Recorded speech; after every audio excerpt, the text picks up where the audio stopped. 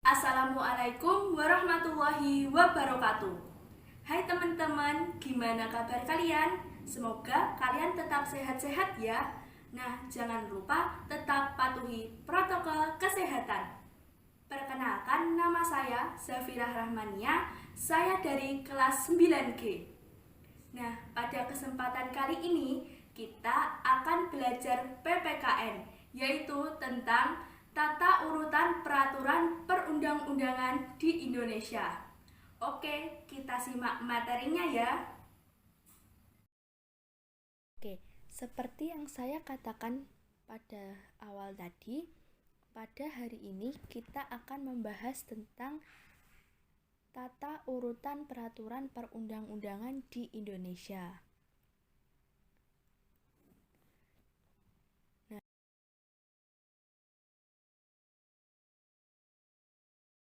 apa sih yang dimaksud dengan tata urutan peraturan perundang-undangan di Indonesia itu? Apa teman-teman ada yang tahu atau masih ingat?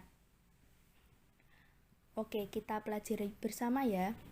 Jadi, tata urutan peraturan perundang-undangan di Indonesia merupakan sistem hierarki dengan kaidah berjenjang dengan norma hukum yang paling rendah harus berpegangan pada norma hukum yang lebih tinggi. Nah, maksudnya ini, norma hukum yang lebih rendah itu tidak boleh bertentangan sedikitpun dengan norma hukum yang lebih tinggi. Dan tata urutan peraturan perundang-undangan di Indonesia ini dalam penyebutannya tidak boleh dibolak-balik ya. Lalu kita perhatikan gambar piramida. Nah, dapat diketahui bahwa yang paling tertinggi ini adalah Undang-Undang Dasar Negara Republik Indonesia tahun 1945. Ya, yang kedua adalah TAP MPR. Urutan yang ketiga adalah Undang-Undang atau UU. Pada urutan yang keempat adalah Peraturan Pemerintah Pengganti Undang-Undang atau Perpu. Urutan yang kelima, Peraturan Pemerintah atau PP. Urutan yang keenam, Peraturan Presiden atau Perpres. Urutan yang ketujuh, Peraturan Daerah Provinsi. Dan urutan yang kedelapan adalah Peraturan Daerah Kabupaten atau Kota. Nah, kita udah tahu tentang tata urutan peraturan perundang-undangan di Indonesia. Sekarang kita ulas sedikit tentang peraturan perundang-undangan yang ada di Indonesia. Nah, selanjutnya yang akan kita bahas yaitu tentu saja peraturan perundang-undangan yang paling tinggi, yaitu apa tadi? Ya, Undang-Undang Dasar Negara Republik Indonesia tahun 1945. Nah, kita sering nih mendengar tentang Undang-Undang Dasar Negara Republik Indonesia tahun 1945. Tapi kita belum tahu pengertiannya. Yuk kita simak. Ya, jadi Undang-Undang Dasar Negara Republik Indonesia tahun 1945 merupakan hukum dasar dalam peraturan perundang-undangan yang ditetapkan pada 18 Agustus 1945 oleh PPKI. Nah, selanjutnya apa aja sih muatan yang terkandung dalam Undang-Undang Dasar Negara Republik Indonesia tahun 1945?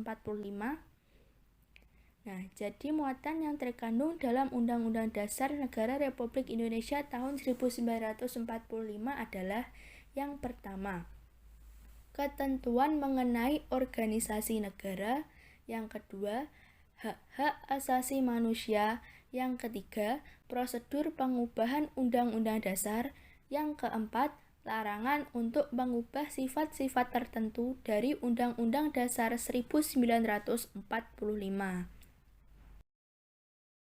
Kita akan membahas tentang tata cara perubahan Undang-Undang Dasar yang ditegaskan dalam pasal 37 Undang-Undang Dasar Negara Republik Indonesia tahun 1945 secara singkat sebagai berikut.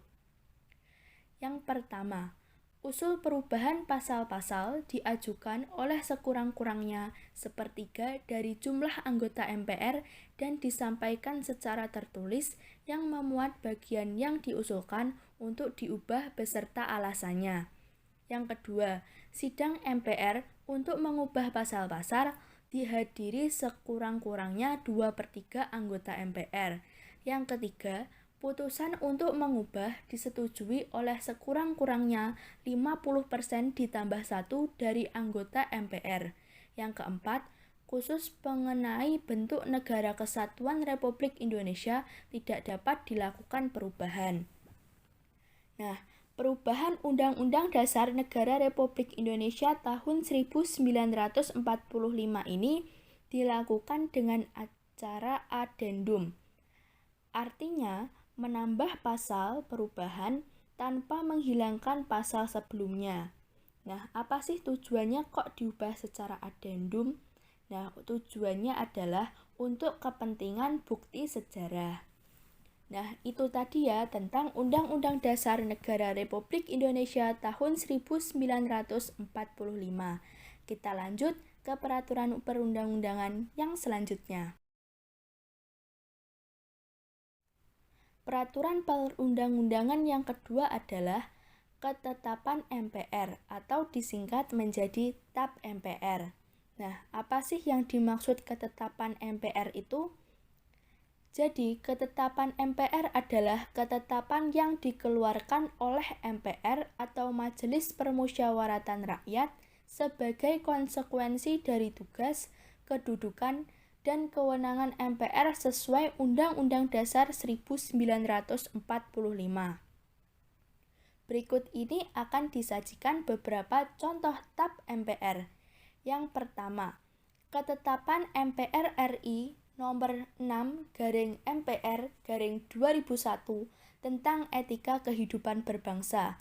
Contoh yang kedua adalah ketetapan MPR RI nomor 5/MPR/2000 tentang pemantapan persatuan dan kesatuan nasional. Nah, itu tadi ya tentang ketetapan MPR atau TAP MPR. Kita lanjut ke peraturan yang ketiga. Nah, peraturan perundang-undangan yang ketiga adalah undang-undang atau UU. Nah, apa sih yang dimaksud dengan undang-undang atau UU itu? Disimak ya. Jadi, undang-undang atau UU merupakan peraturan perundang-undangan untuk melaksanakan Undang-Undang Dasar 1945 yang dibentuk oleh DPR dengan persetujuan bersama Presiden. Nah, ini ada beberapa contoh UU.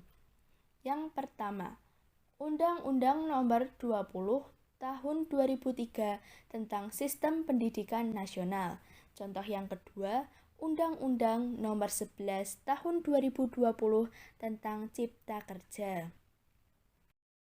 Kita akan membahas tentang tata cara pembuatan undang-undang. Nah, rancangan undang-undang ini dapat diusulkan oleh 3 pihak, yaitu yang pertama oleh DPR, oleh Presiden, dan oleh DPD. Nah, disimak ya cara pembuatannya. Yang pertama, apabila RUU diusulkan oleh DPR. Nah, berikut ini adalah langkah-langkah pembuatannya. Yang pertama, DPR mengajukan rancangan undang-undang secara tertulis kepada Presiden. Yang kedua, Presiden menugasi menteri terkait untuk membahas rancangan undang-undang bersama DPR. Yang ketiga, apabila rancangan undang-undang disetujui bersama DPR dan Presiden, selanjutnya disahkan oleh Presiden menjadi undang-undang. Selanjutnya, apabila RUU diusulkan oleh Presiden, berikut ini adalah langkah-langkah pembuatannya. Yang pertama, Presiden mengajukan rancangan undang-undang secara tertulis kepada pimpinan DPR. Berikut memuat menteri yang ditugaskan untuk membahas bersama DPR. Yang kedua, DPR bersama pemerintah membahas rancangan undang-undang dari Presiden. Yang ketiga, apabila rancangan undang-undang disetujui bersama DPR dan Presiden, selanjutnya disahkan oleh Presiden menjadi undang-undang. Selanjutnya, apabila RUU diusulkan oleh DPD. Berikut ini adalah langkah pembuatannya. Yang pertama, DPD mengajukan usul rancangan undang-undang kepada DPR secara tertulis. Yang kedua, DPR membahas rancangan undang-undang yang diusulkan oleh DPD melalui alat kelengkapan DPR. Yang ketiga, DPR mengajukan rancangan undang-undang secara tertulis kepada Presiden. Yang keempat, Presiden menugasi menteri terkait untuk membahas rancangan undang-undang bersama DPR. Yang kelima, apabila rancangan undang-undang disetujui bersama DPR dan Presiden, selanjutnya disahkan oleh Presiden menjadi undang-undang.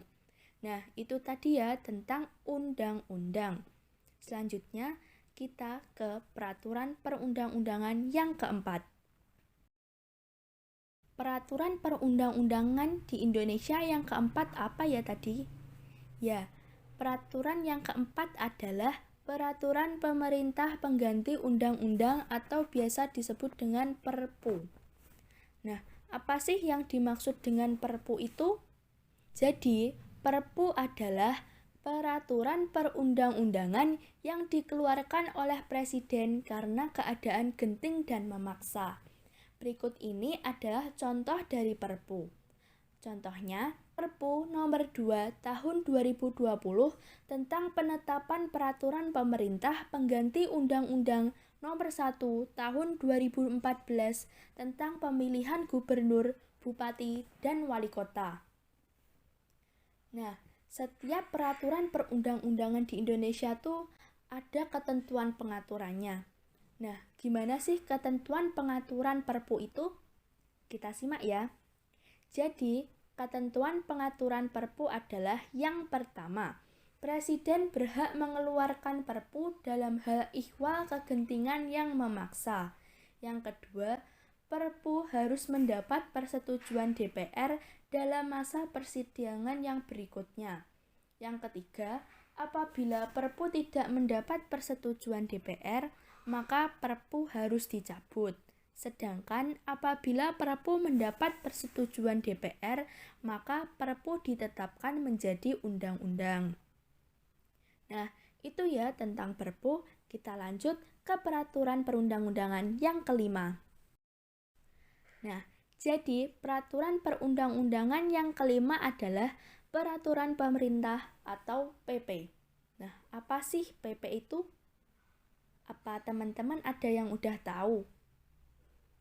Oke, kita bahas bersama-sama ya. Jadi, PP itu adalah peraturan perundang-undangan yang ditetapkan oleh Presiden untuk melaksanakan undang-undang sebagaimana mestinya. Nah, berikut ini adalah contoh dari PP. Contoh yang pertama, PP nomor 32 tahun 2013 tentang perubahan atas PP nomor 19 tahun 2005 tentang Standar Nasional Pendidikan. Contoh yang kedua, PP nomor 13 tahun 2015 tentang perubahan kedua atas PP nomor 19 tahun 2005 tentang Standar Nasional Pendidikan. Contoh yang ketiga, PP nomor 57 tahun 2021 tentang Standar Nasional Pendidikan. Nah, dari ketiga contoh PP ini, berarti PP ini membahas hal yang sama ya. Tapi apa sih yang dibahas? Ya, betul sekali, yaitu Standar Nasional Pendidikan. Kita akan membahas tentang tahapan penyusunan peraturan pemerintah. Nah, gimana sih tahapan penyusunan peraturan pemerintah itu? Jadi, yang pertama adalah tahap perencanaan rancangan peraturan pemerintah atau PP disiapkan oleh kementerian dan atau lembaga pemerintah bukan kementerian sesuai dengan bidang tugasnya. Yang kedua, tahap penyusunan rancangan PP dengan membentuk panitia antar kementerian dan atau lembaga pemerintah bukan kementerian. Yang ketiga, tahap penetapan dan pengundangan. PP ditetapkan Presiden sesuai dengan Pasal 5 Ayat 2 Undang-Undang Dasar 1945, kemudian diundangkan oleh Sekretaris Negara. Nah, itu tadi ya tentang peraturan pemerintah. Selanjutnya, peraturan perundang-undangan yang keenam itu adalah Peraturan Presiden atau Perpres. Nah, apa sih yang dimaksud dengan Peraturan Presiden atau Perpres itu? Nah, jadi Peraturan Presiden atau Perpres adalah peraturan perundang-undangan yang ditetapkan oleh Presiden untuk menjalankan perintah peraturan perundang-undangan yang lebih tinggi atau dalam menyelenggarakan kekuasaan pemerintahan. Nah, berikut ini adalah contoh dari Perpres. Contohnya adalah Perpres nomor 12 tahun 2021 tentang perubahan atas Peraturan Presiden nomor 16 tahun 2018 tentang pengadaan barang atau jasa pemerintah. Selanjutnya, kita akan membahas tentang proses penyusunan peraturan presiden. Teman-teman kira-kira ada yang udah tahu belum? Gimana sih proses penyusunan peraturan presiden itu? Oke, kita bahas ya. Jadi proses penyusunan peraturan presiden adalah sebagai berikut. Yang pertama, pembentukan panitia antar kementerian dan atau lembaga pemerintah non-kementerian oleh pengusul. Yang kedua, pengharmonisasian, pembulatan, dan pemantapan konsepsi rancangan peraturan presiden dikoordinasikan oleh menteri yang menyelenggarakan urusan pemerintahan di bidang hukum. Yang ketiga adalah pengesahan dan penetapan oleh presiden. Nah, itu tadi ya tentang peraturan presiden. Kita lanjut ke peraturan perundang-undangan yang berikutnya.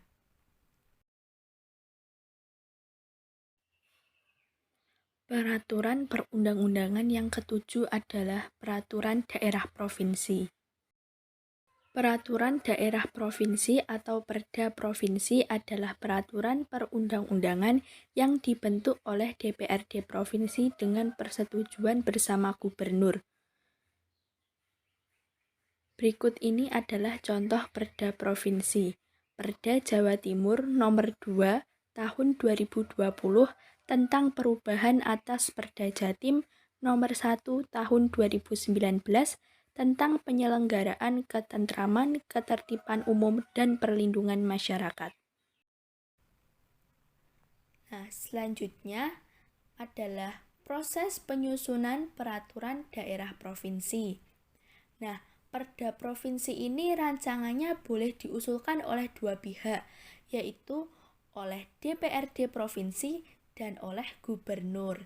Nah, disimak ya, ada cara-caranya loh. Nah, yang pertama, apabila rancangan perda diusulkan oleh DPRD Provinsi, berikut adalah langkah-langkah penyusunannya. Yang pertama, DPRD Provinsi mengajukan rancangan perda kepada Gubernur secara tertulis.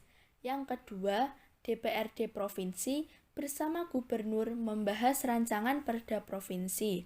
Yang ketiga, apabila rancangan perda memperoleh persetujuan bersama, maka disahkan oleh Gubernur menjadi perda provinsi.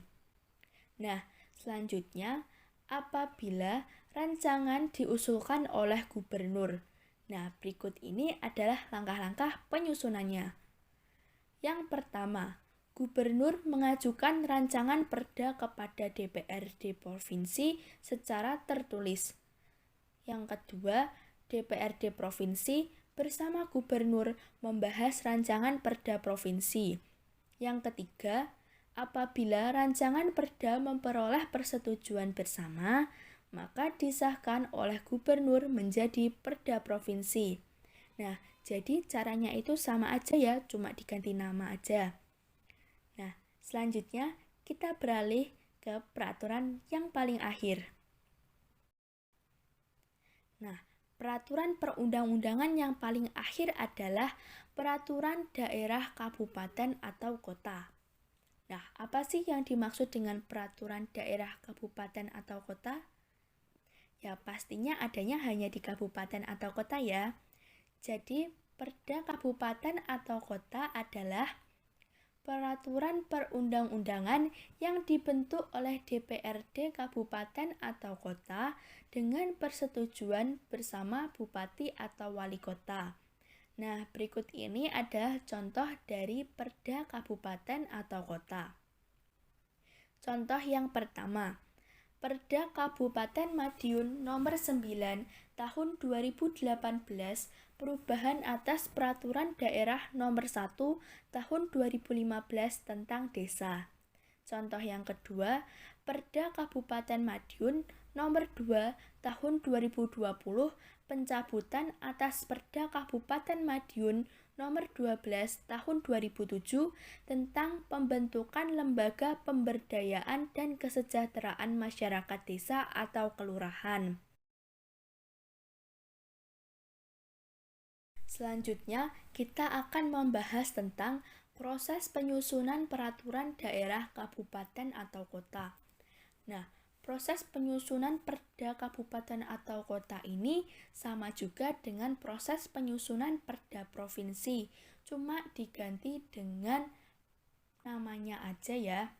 Jadi, rancangan perda kabupaten atau kota ini juga dapat diusulkan oleh dua pihak, yaitu yang pertama oleh DPRD kabupaten atau kota dan oleh bupati atau wali kota. Nah, berikut ini adalah cara-cara penyusunannya. Yang pertama, apabila rancangan perda diusulkan oleh DPRD kabupaten atau kota, berikut ini adalah langkah-langkah penyusunannya. Yang pertama, DPRD kabupaten atau kota mengajukan rancangan perda kepada bupati atau wali kota secara tertulis. Yang kedua, DPRD kabupaten atau kota bersama bupati atau wali kota membahas rancangan perda kabupaten atau kota. Yang ketiga, apabila rancangan perda memperoleh persetujuan bersama, maka disahkan oleh bupati atau wali kota menjadi perda kabupaten atau kota. Nah, selanjutnya, apabila rancangan perda kabupaten atau kota diusulkan oleh bupati atau wali kota. Nah, berikut ini adalah langkah-langkah penyusunannya. Yang pertama, bupati atau wali kota mengajukan rancangan perda kepada DPRD kabupaten atau kota secara tertulis. Yang kedua, DPRD kabupaten atau kota bersama bupati atau wali kota membahas rancangan perda kabupaten atau kota. Yang ketiga, apabila rancangan perda memperoleh persetujuan bersama, maka disahkan oleh bupati atau wali kota menjadi perda kabupaten atau kota. Nah, itu ya cara-caranya, gampang banget menghafalnya. Nah, cuma diganti namanya aja ya. Oke, sekian itu peraturan daerah kabupaten atau kota. Sekian materi yang dapat saya sampaikan. Bila ada kurang dan lebihnya, saya mohon maaf. Wassalamualaikum warahmatullahi wabarakatuh. Semangat belajarnya ya!